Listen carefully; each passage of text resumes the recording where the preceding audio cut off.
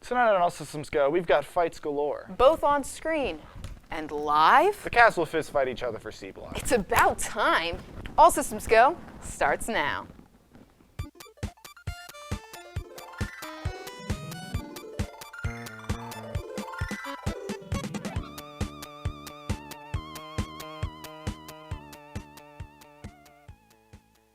Hello and welcome to All Systems Go, the only show that managed to pre-order Batman tickets. Scalping counts as pre-ordering, right?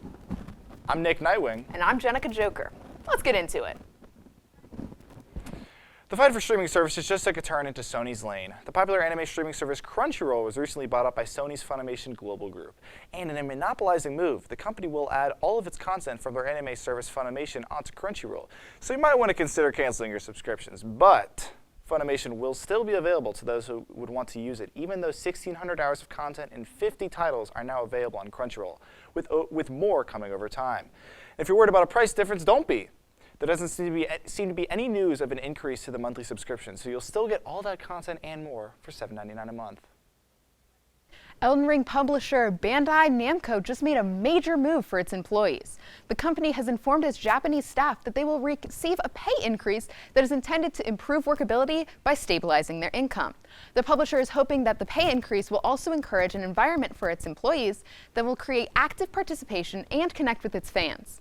Bandai Namco is also introducing a new activity-based working plan, which will allow employees to choose where and when they work. Hopefully, these changes will encourage other companies to improve working conditions for their employees. Right off the heels of Legends Arceus, a new Pokemon generation has just been announced, Pokemon Scarlet and Violet.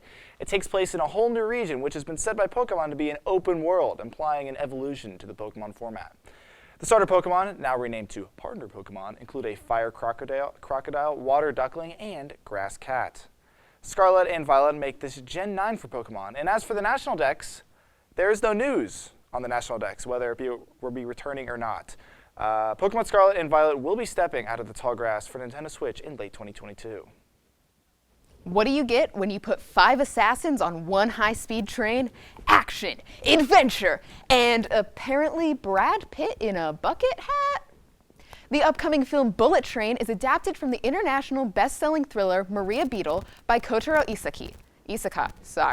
The story follows 5 assassins as they hop on a train from Tokyo to Morioka, all for different reasons, but they quickly realize their missions have more in common than they think. Brad Pitt stars as a trained killer who doesn't want to be that guy anymore, which is a little contrasting to the nature of his profession. What should be a simple job turns into a whole lot more. Find out what happens as Bullet Train speeds into theaters this July. The term why can have many uses. Could be a letter, a question, a rec center even. But for right now, I'd like to use it to describe Epic Games' acquisition of Bandcamp. You know, the online music store for indie artists. While the monetary details haven't been disclosed, the company had this to say about the acquisition. Quote, Bandcamp will play an important role in Epic's vision to build out a creator marketplace ecosystem for content technology, games, art, music, and more, end quote. While Epic CEO says the Bandcamp store won't see any major changes, based on the company's reputation, some remain skeptical. Good news, gamers! Episode 4, Act 2 of Valorant is here, and we've got some very new, very exciting features. Rapid fire, here we go. Euro overhaul, controller agent adjustments, icebox renovation, community battle pass, and an all-new bundle, Gaia's Vengeance, which has a magical mystery tour of weapons? However, this is the first update that does not include a new agent or map, as this focuses on the big gameplay reworks. Valorant Episode 4 Act 2 is available now! After the break, we'll watch a lovely video on comic recommendations. And face death. All Systems Go will be right back. Holy recommendations, Batman! Today's Brody's birthday, and to celebrate, here is what he has to say about some of Batman's most iconic stories in comics. Sit back, relax, and enjoy Brody's Birthday Batman Breakdown. With the upcoming release of The Batman, I wanted to do something special and do a breakdown of the comics that inspired the new movie. First up is Batman Year One. Written by Frank Miller with art by David Mazzucchelli, this book shows Batman in his first year and is used to set the grounds for his later career, as well as begin his interactions with Catwoman and Carmine Falcone. Remember that last one because he's important. Next is Batman The Long Halloween. Written by Jeff Loeb with art by Tim Sale, this picks up in year 2 of Batman's career as he hunts a serial killer in Gotham City while exploring his further relationship with Catwoman and the Wayne family's history with Carmine Falcone and his criminal family. This was the book that took the most precedent when writing the story for the Batman, but it wasn't the only one. Batman Ego. Written and drawn by Darwin Cook. This one's pretty straightforward as an exploration into Batman on a psychological level. Not much else to say for this one. Last is Batman Earth 1. While not one of the big stories, it was used as the basis for the characterization of Batman and Alfred, given that it's within a more grounded setting than the last 3 stories I mentioned. There's also the use of Penguin as a main antagonist in the first volume, as well as having the Batcave be an abandoned subway station underground. And that's pretty much it. If you're interested in checking any of these books out, you can find them on Amazon or through subscriptions to Comixology or DC Universe Infinite. Don't forget to see The Batman in theaters March 4th. Now it's time to take a lesson in dying from our good pal Joe. Let's see what he has to say.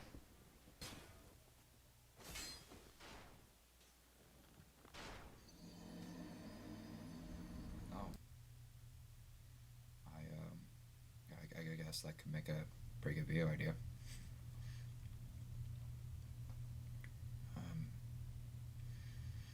Guess I'll make a good video idea. Let's do it.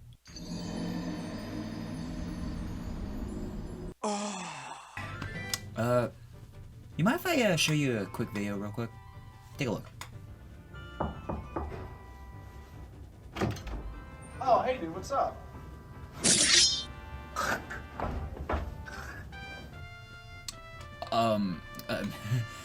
Wrong video. I mean, this is the right video, right? Yeah, this should be the right video. And no, this isn't talking about going to outer space in video games. No, we're talking about death in video games. We'll save outer space for maybe next episode. But we're talking about death in video games. Now, when talking about death in video games, we're going to be talking about what death is. We're going to be talking about how death affects story, and we're gonna talk about some cool death animations and, you know, finish off the video. So yeah, enjoy. Shout out to CG person Anthony Fariga. So how does death in video games work? Well, you notice your life bar or your health bar practically shows the amount of health that you have. When that health bar hits 0, you die. But when you die, and sometimes the game will return you to a game. Will turn you over to a game over screen, saying that game over. Sometimes the game will respawn you right away, or sometimes, depending on what difficulty you play on, the game will take you straight back to the title screen. Now, there's usually situations in which practically death is inevitable. Sometimes there are multiple ways to die. You either die from an enemy, you sometimes fall off the map. Sometimes death is just inevitable, but sometimes death is by your own misfortune. And, well, sometimes death is either used as a deterrent to basically say you suck, or death is used as a learning experience to tell you, keep trying, you'll get it eventually. If you don't, well, then just keep going. So, how does death work in video games? Well, in storyline, basically. In stories such as The Walking Dead, Last of Us, which basically have sort of linear storytelling in which practically the end result is already determined. Sometimes death just usually happens along the way. Sometimes death just happens, and when it happens, sometimes it shocks us to our core. Sometimes death doesn't even have to adversely affect us in the form that we die, more or less our favorite characters die, and it's our fault when it happens, or it's usually their own fault when it happens. But usually when death ends up happening, it can either be a shock, it can be a joyous experience, or it can be a real tearjerker. Now, as discussed in the beginning of the video, we have death animations in video games. Now, death animation can be simple. It can be simple ragdolling, or it can be full, fleshed out animations, basically depicting really gory death. Games like The Last of Us, Resident Evil, Doom 2016. These games have some really vigorous death animations. Hell, even Mortal Kombat has the fatality system, which I can still count as a death system. It's so gory that I have to legit censor it. Otherwise, I can get fired by my producer. Actually, I don't even have a job. What am I even saying? That is death in video games. And to kind of clarify, just remember, even if you die in a video game, don't give up, because death is only temporary in a video game, and you'll get past it. And if you don't get past it, well, I guess maybe just come back to it tomorrow. Take a break. Get some chips. Get some soda or something. Get a drink. Get something and relax for a bit, and then get back into it probably. But yeah, that's it for me.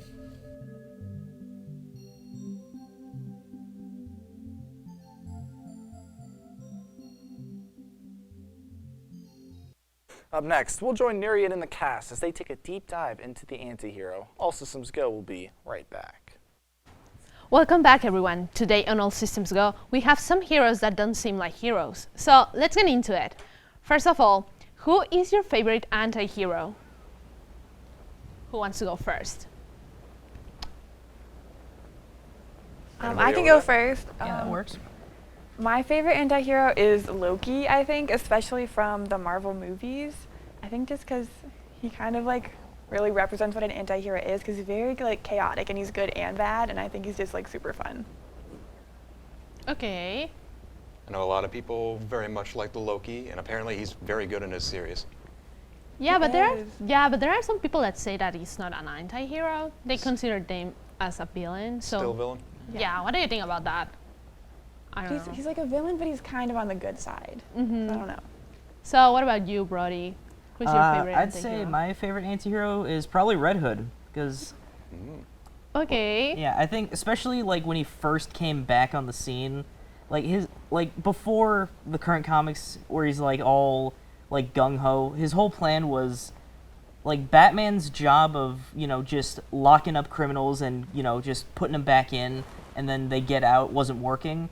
So his whole plan was to basically become the DC equivalent of Kingpin, where he controls most of the major crime and lets like the smaller stuff, like taking a candy from the candy store, like slide. So as long as the little stuff like went by unnoticed, then the big stuff would just be gone forever. Well, good. That is a Good good argument, one. yeah. I'm a big fan of Red Hood. Yeah. I didn't think about it. So what about you, David? Do you have a favorite anti-hero? I don't watch Marvel movies or read any comic books or anything, so I'm not sure if this is going to be a good answer. How about Wario? Yeah, There's no wrong This is answers a really here. good one. That's a good one, yeah. I agree. Yeah, for sure. So, to the next question, who is a character that you think is an anti-hero even though the creators didn't say that? Like, who do you think has the characteristics of an anti-hero? Any ideas? Any That's comment? an interesting question. Yeah. Wait, say maybe, like- characters or characteristics? Or, Which character do you think has a characteristics of an anti-hero but is not an official anti-hero? I'd maybe say like the Avengers, because I thought of to be like heroes, but I think kind of any of them at some point do something that really breaks the rules or like Yeah. goes too far. yeah, That could kind of little make them an bit. anti-hero. I'd say the entirety of Captain America: Civil War basically just proves that point. Exactly. That is Yeah. true. Yeah. That's- Yeah, there's they a all lot did of some lot pretty of wild tension stuff for that one. surrounding that. Yeah, it's like they don't really follow the idea of a hero, but they go against that in some way. Butting heads with each other all the time. Like they still follow the idea of a hero, but also it's like, no, I'm not a hero, kind of thing. It's confusing, but you know what I mean. It's always good to have somebody who can like kind of go into the gray area here and there. Yeah, I'm gonna say that that is not an anti-hero, but I think he has the characteristic is Iron Man, kind of, in most of the movies. Like not only in Yeah, Captain I'd say America. Yeah, makes sense. Yeah. What about Optimus Prime? I mean, yeah, in that the was Michael Bay movies, totally. I mean, he's just ripping Decepticons apart left and right like it's no big deal. yeah, like he's. I would consider him as an anti-hero, Yeah. honestly. Yeah. Even though So much for freedom is the right of all sentient beings.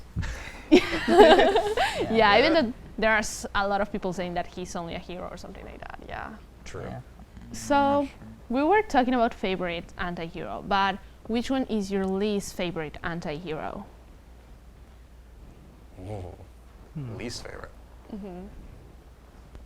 I honestly don't think I have one. I love anti-heroes. I think they're like my favorite type of character, and I just kind of always like them. So I don't really have like a least favorite. It's hard to choose, honestly. Yeah. I feel like that is a tough one to think about, like, because usually a lot of people really do gravitate towards anti-heroes. So it's almost difficult to really, like, find one that you don't like. They have to be done very badly for that to happen, I feel. Yeah, because like anti-heroes are easy to relate to, so it's hard to find one that you say like, no, I don't relate to him or something like that. Yeah. So for the last question, if you have your own movie or a show, would you be an anti-hero, a hero, or a villain? I feel like I would just be a hero because I don't like getting into trouble. I'm a goody little two-shoes most of the time. Okay, yeah, that's fair. I'd say I'd probably have to be an anti-hero because sometimes, like, you know, you can't just play it by the book forever, and there's some times where you have to, like, break that code.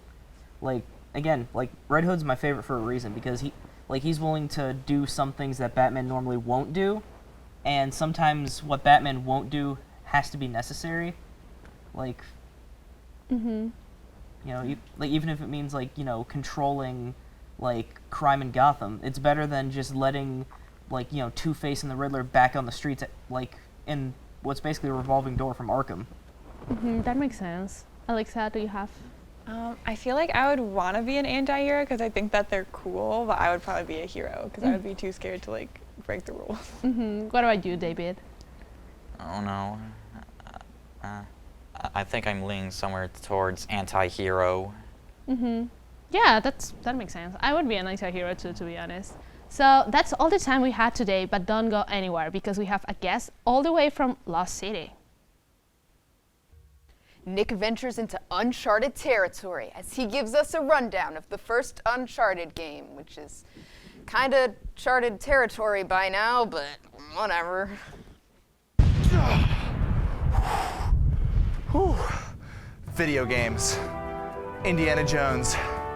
What happens when you put them together and then take away the video games part again? You get Uncharted 2022, starring Tom Holland as Nathan Drake and Mark Wahlberg as Victor Sullivan. See the resemblance?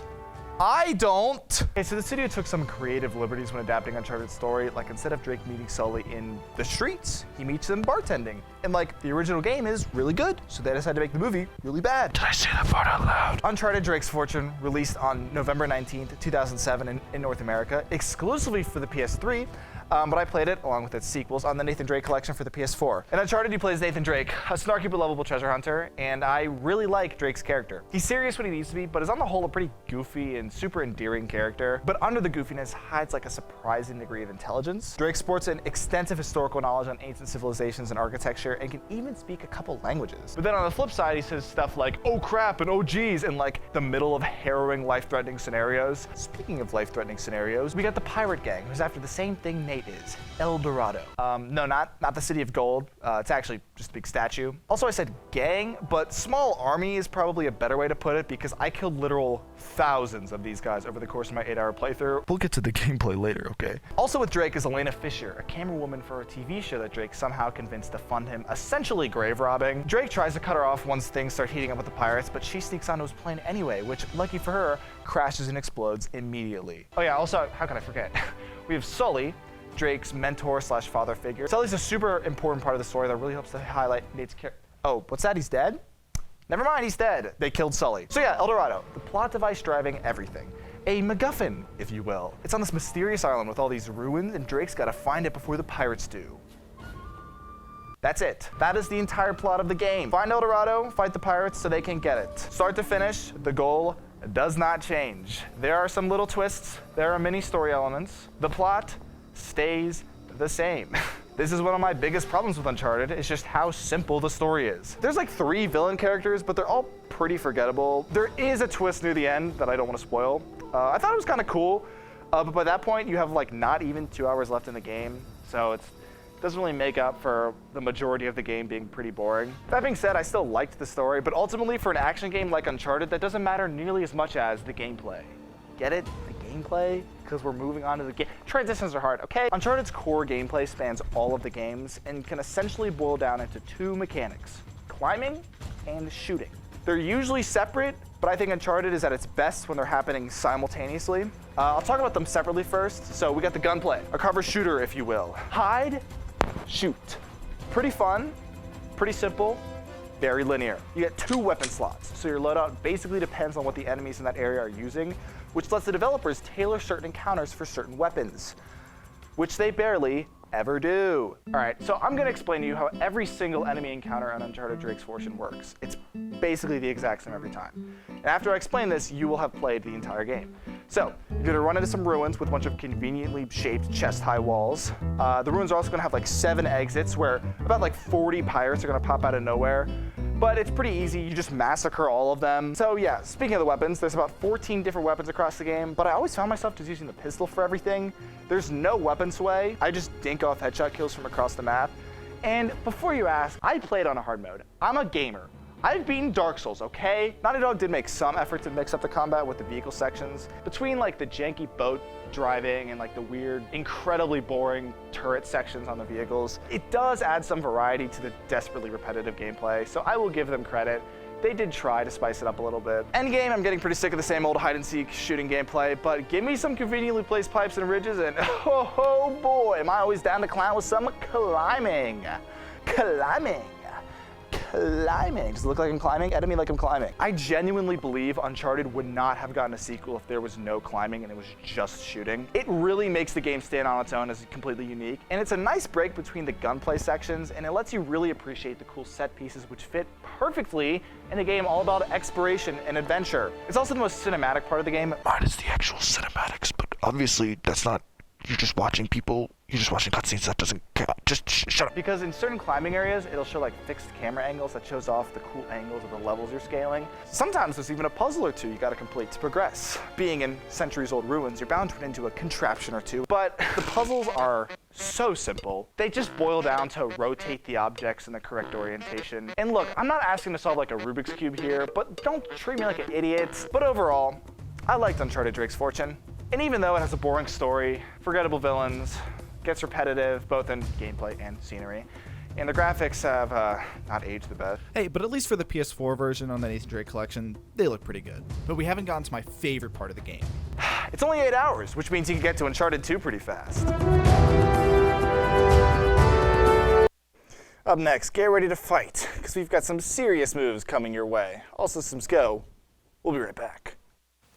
Welcome to a special segment about special moves, where the greatest minds in nerd stuff discuss the coolest of the cool and special moves. Starting things off, we're going to start with Nikki. What are your favorite moves? My favorite moves, I have 2 things. I guess the first is just, kind of like a genre of special move where someone has like a sword and they slash like a bajillion times. The most famous is probably Cloud's Omni Slash. As you can see there, I think part of why I love it is because it's so like unnecessary, right? Because like it's like yeah, it's like okay, Cloud, you got him. Yeah, no, Cloud, you can stop. The monster's dead. Yeah, it's like it keeps going. But the other one I like is very specific from my favorite game, The Wonderful 101. It's called the Unite Morph, and I love it because it's so ridiculous. Again. Basically, this is a team of 100 people, and what they do is they use like magnetic energy sort of thing. I don't remember the explanation, but they like morph together into shapes. There's like Unite Hand, Unite Sword. There is Unite Gun, and there's like a bunch of them morph together into one like big weapon for another person to use. It's like one person is operating the rest of them like a big machine. It's so dumb, and I love it. I mean, teamwork does make the dream work, so a bunch of people forming up into one weapon to make an even cooler weapon, that's just brilliant. Exactly. But Brody?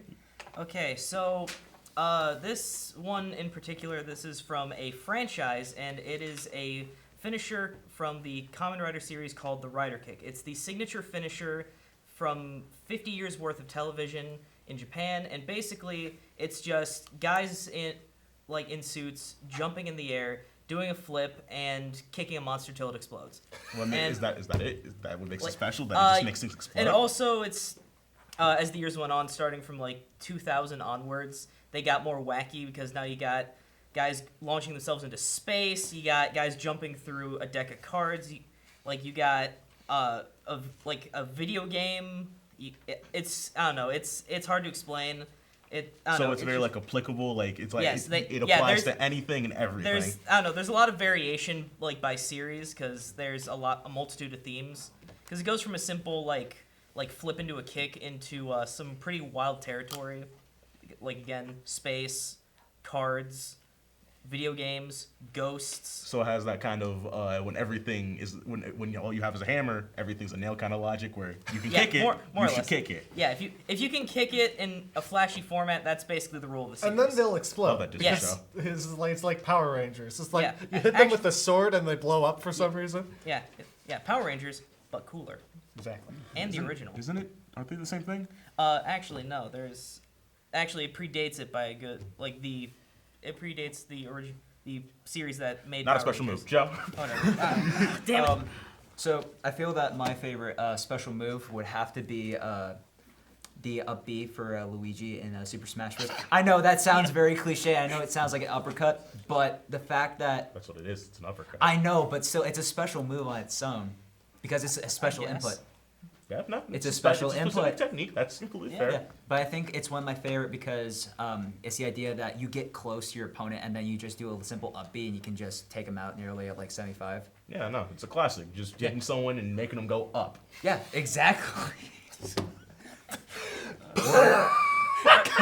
Are you okay?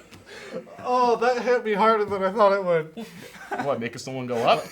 What?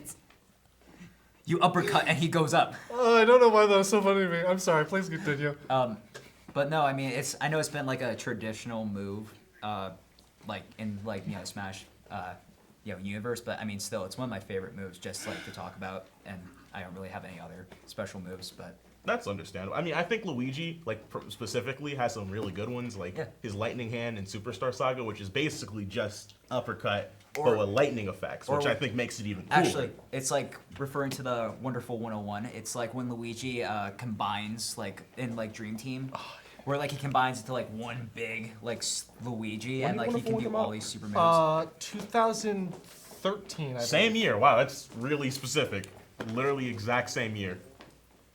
But actually, no. Dream Team is a really good place for that because it's a bunch of specific Mario moves, literally just jumping on people, fireballs, but with a lot of people. Honestly, the combo attacks are some of the best special moves.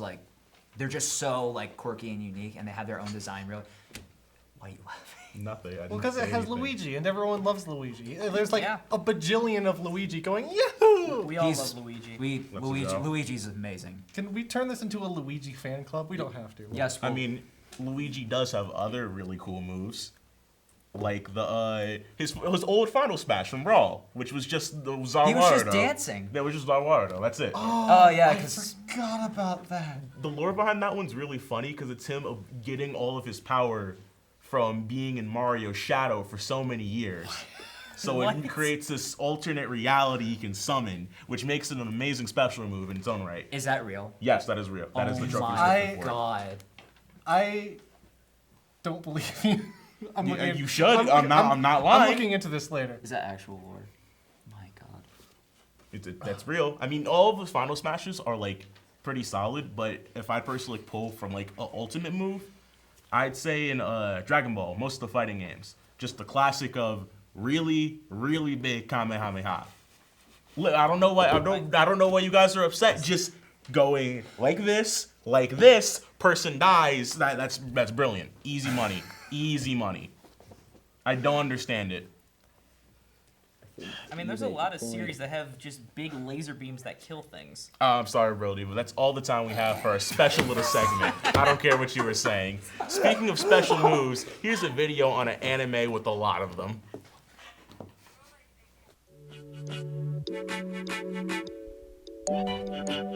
Let's go. All right. What's up, everybody? So today I'm going to be talking about Season 2 of Demon Slayer, but I'm going to be focusing on the Entertainment District arc. And do not worry, I will not be spoiling anything. To start off Season 2, Demon Slayer gave us the Mugen Train cut up into multiple episodes. If you have watched the movie already, then you're going to know exactly what's going to happen. But they did give us an episode to introduce Rengoku and have an episode following Rengoku's death. I enjoyed these 2 episodes a lot because I thought these episodes helped bring more depth to the Mugen Train arc and Rengoku as a whole. If you've already seen the movie and don't feel like rewatching the whole thing, I would recommend watching those 2 episodes at least. Now, for the Entertainment District arc. I have no idea who's funding this arc, but god damn! They have to be loaded. I thought it was going to be hard to top the first season in terms of animation, but by God, was I proven wrong. There were so many episodes where I thought to myself, damn, they had to use most of their budget this episode. There's no way the next ones can look this good too. And they proceeded to keep topping the animation episode after episode. This might be the best animation I've ever seen in my life. And I'm more of a fan of the classic 90s animation style, but this animation is just insane. Look at Tengen and tell me this ain't some of the prettiest and most badass stuff you've ever seen. The entertainment arc starts off our trio going through their training session after the Mugen Train arc. The sound Hashira Tengen comes into play, and we aren't going to talk about what he did in the first episode. Anyways, Tengen Uzui is the sound Hashira who has 3 wives, and, 一人頼むわ。悪いな、奥さん。めぐみちゃんはこれから私と一緒にバイオリンのお稽古なのよ。I don't know what's up with all these anime dudes with white hair lately, but damn. Anyways, Tengen recruits Zenitsu, Inosuke, and Tanjiro to accompany him on a mission in the Entertainment District. Now, something to understand about this arc is that there are Orions. What? Bro, what are you talking about, man? An Orion is a name given to a prostitute who was very popular and highly regarded, mostly for her beauty. These women are highly respected, and it's not a frowned upon profession. Don't try to understand the culture, just let it happen. Pretty much the trio has to disguise themselves as courtesans, and then things get really interesting.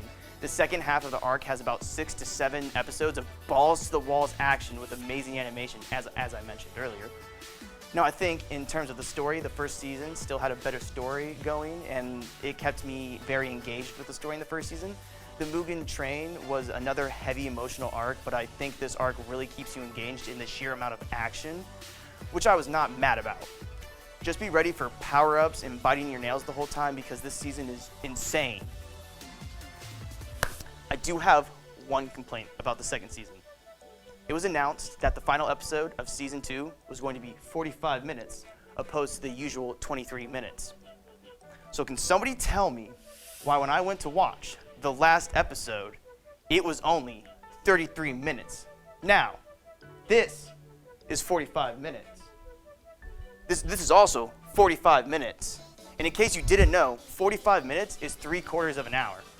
Now, I'm no mathematician, but last I checked, 33 minutes is not equal to 45 minutes. Call me crazy, but when I went to go watch the finale expecting 45 minutes of greatness, my dreams were tarnished by a 33-minute mark. Overall, the Entertainment District arc is a solid 8 out of 10. The action and animation are some of the absolute best I've ever seen, and it's a visual experience. I think Season 1's story was still better than Season 2's, but it did not fail to deliver in any way. It did spend the first half of its season cutting up the Mugen Train into 7 episodes with an addition of 2 episodes. I highly recommend giving it a watch if you haven't already, and stay flashy.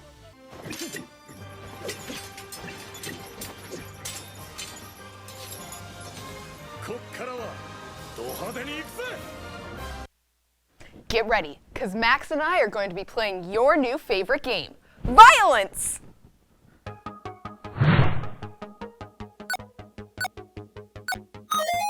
Welcome to All Systems Go!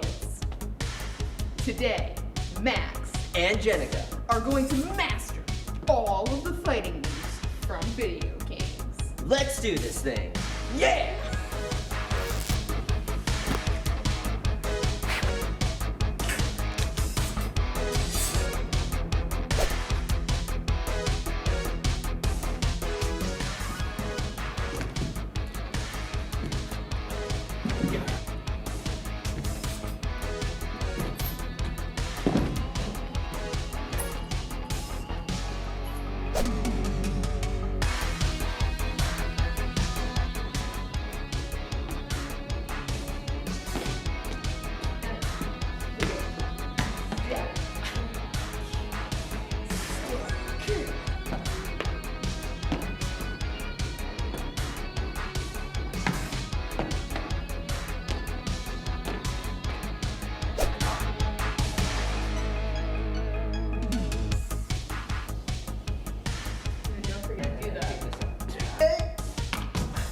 Are you okay?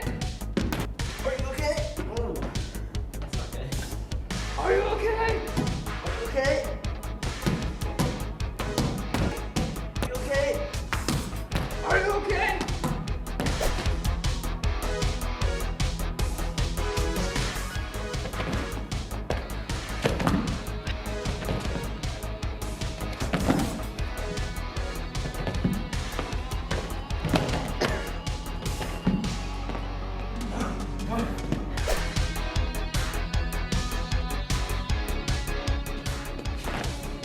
I don't think that was it.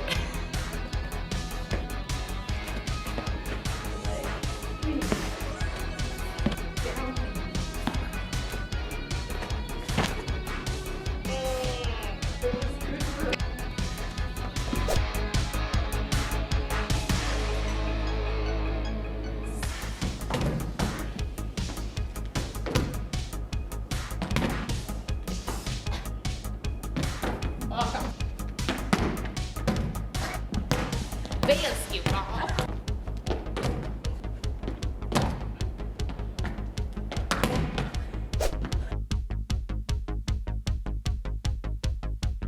Hadouken! Hadouken! Hadouken! Hadouken! Hadouken! Hadouken! Hadouken! Hadouken!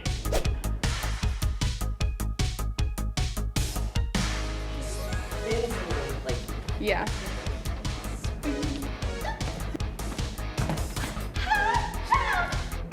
There you are. Right.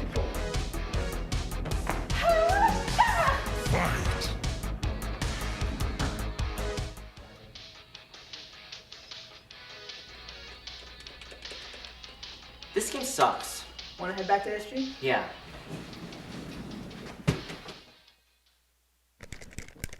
Oh. That's all for this week, folks.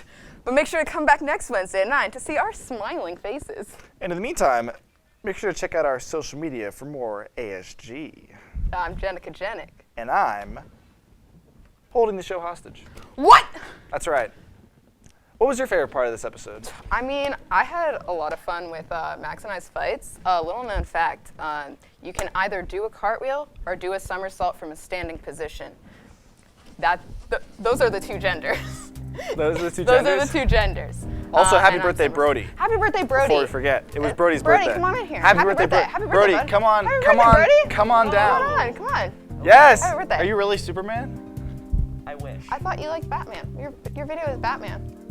I know, but Is this all a lie? But again, I like. All I like. Systems Go is a lie. And I'm Nick Thaman. All systems go. Signing off. Happy birthday, Woo! bud. Yeah.